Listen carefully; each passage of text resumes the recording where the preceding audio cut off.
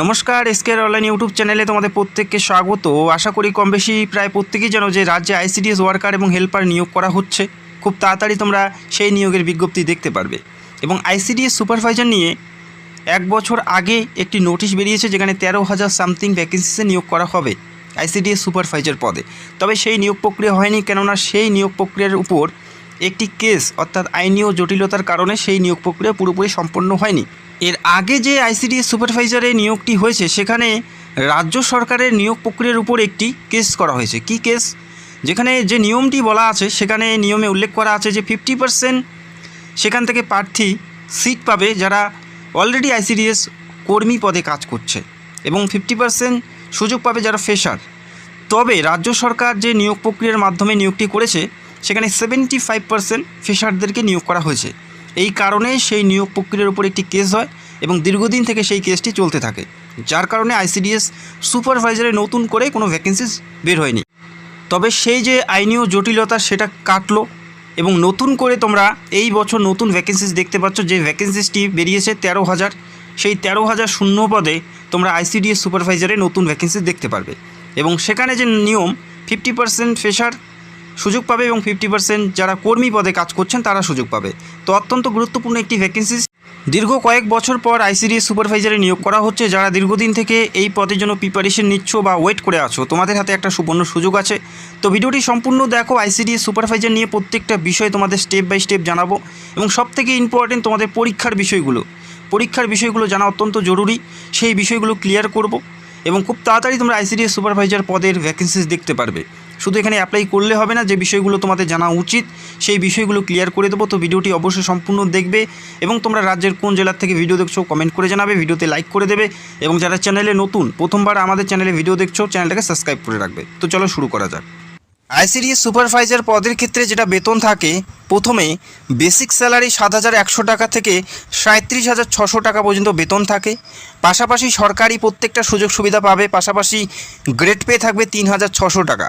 তো অ্যাপ্রক্স একটা ভালো মানের বেতন কিন্তু এখান থেকে দেওয়া হয়, অত্যন্ত ভালো মানের বেতন, এবং পুরোপুরি স্থায়ী পদে নিয়োগ করা হচ্ছে। সরকারি প্রত্যেকটা সুযোগ সুবিধা তোমরা পেতে থাকবে। বেসিক পে 7,100, এছাড়াও আরও বিভিন্ন সুযোগ সুবিধা সেখানে অন্তর্ভুক্ত থাকবে। 7,100 থেকে 37,600 টাকা পর্যন্ত বেতন কিন্তু তোমরা এই পদের ক্ষেত্রে পাবে। এখানে অ্যাপ্লাই করার জন্য তোমাদের বয়স কত থাকতে হবে? এখানে অ্যাপ্লাই করার জন্য যারা জেনারেল প্রার্থী, তোমাদের বয়স 39-এর মধ্যে বয়স থাকতে হচ্ছে। যারা জেনারেল, তোমাদের বয়স 39-এর মধ্যে থাকতে হবে। এবং এসসি এসটি হলে তোমরা প্রত্যেকেই ছাড় পাবে। এসসি এসটি 5 বছর এবং ওবিসি 3 বছরের ছাড় পাবে। এসসি এসটি হলে তোমরা পাচ্ছ 18 থেকে 44, এবং ওবিসি হলে 18 থেকে 42 পর্যন্ত তোমরা এখানে আবেদন করার জন্য সুযোগ পাচ্ছ।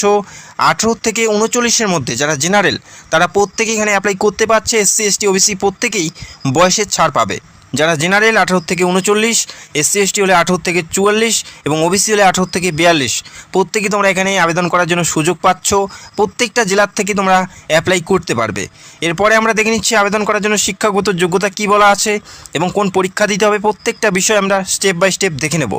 এখানে অ্যাপ্লাই করার জন্য শিক্ষাগত যোগ্যতা যেটা বলা আছে, তোমাদের গ্র্যাজুয়েট থাকতে হচ্ছে, অর্থাৎ গ্র্যাজুয়েশন কমপ্লিট থাকতে হচ্ছে। যে কোনো শাখার থেকে, যে কোনো বিভাগ থেকে, যে কোনো পার্সেন্টেজে যদি তোমরা গ্র্যাজুয়েশন করে থাকো, সেক্ষেত্রে প্রত্যেকেই তোমরা এখানে অ্যাপ্লাই করতে পারছো। কোনো পার্সেন্টেজের ব্যাপার নেই বা অন্য কোনো শিক্ষাগত যোগ্যতার ব্যাপার নেই, শুধুমাত্র গ্র্যাজুয়েশন হলেই তোমরা প্রত্যেকেই এখানে অ্যাপ্লাই করতে পারছো।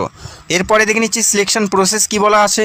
এখানে যেটা সিলেকশন প্রসেস বলা আছে, যারা অ্যাপ্লাই করবে প্রত্যেকেরই প্রথমে পিলি পরীক্ষা দিতে হচ্ছে। প্রিলিমিনারি পরীক্ষা অফলাইনের মাধ্যমে পরীক্ষা দিতে হবে, তারপরে মেন পরীক্ষা, এবং তারপরে ইন্টারভিউ।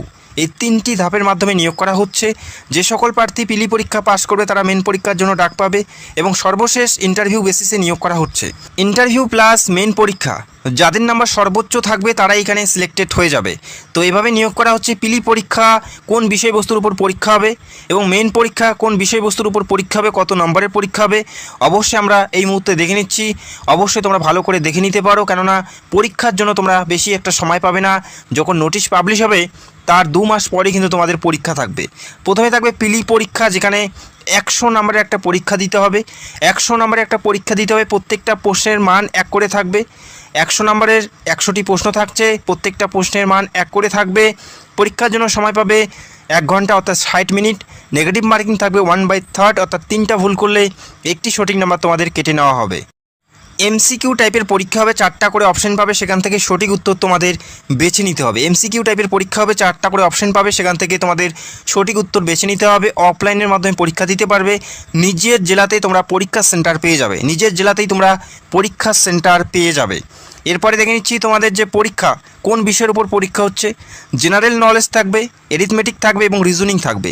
এই কয়টি বিষয়ের উপর পরীক্ষা হচ্ছে। মাধ্যমিক স্ট্যান্ডার্ডে তোমাদের প্রশ্নপত্র থাকবে। এরিথমেটিক এবং জেনারেল নলেজ প্রত্যেকটাই তোমাদের মাধ্যমিক স্ট্যান্ডার্ড লেভেলের কিন্তু থাকছে। বোঝা গেল?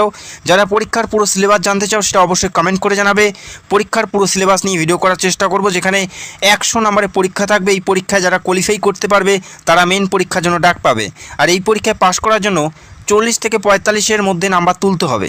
বোঝা গেল? 40 থেকে 45-এর মধ্যে মিনিমাম নাম্বার তোমাদের তুলতেই হবে, তবেই তোমরা কোয়ালিফাই করতে পারবে, এটা মিনিমাম। এরপরে আমরা দেখে নিচ্ছি মেন পরীক্ষা। মেন পরীক্ষা তো জানিয়ে রাখি, এখানে 4টি পেপারে তোমাদের পরীক্ষা হবে। যারা পিলি পরীক্ষা পাস করবে তারা মেন পরীক্ষার জন্য ডাক পাবে। পিলি পরীক্ষা এমসিকিউ টাইপের হলেও তোমাদের মেন পরীক্ষা এমসিকিউ টাইপের পরীক্ষা হবে না, কনভেনশনাল মোডে পরীক্ষা হচ্ছে। পেন পেপারে ডেসক্রিপ্ট টাইপের পরীক্ষা দিতে হচ্ছে, অর্থাৎ লিখে তোমাদের পরীক্ষা দিতে হবে।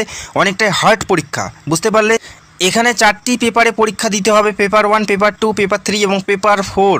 এই 4টি পেপার তোমাদের দিতে হচ্ছে, 4টি পেপারের পরীক্ষা দিতে হচ্ছে। পেপার 1-এ থাকবে ইংলিশ, পেপার 2-তে থাকবে বেঙ্গলি, নেপালি, সাঁওতালি। মাতৃভাষার উপর পরীক্ষা হচ্ছে পেপার 2-তে। আশা করি কম বেশি প্রত্যেকেই তোমরা বাংলা পেপারে পরীক্ষা দিতে পারবে। পেপার 3-তে তোমরা পাবে জিকে এবং কারেন্ট অ্যাফেয়ার্স। 4-এ থাকছে এরিথমেটিক।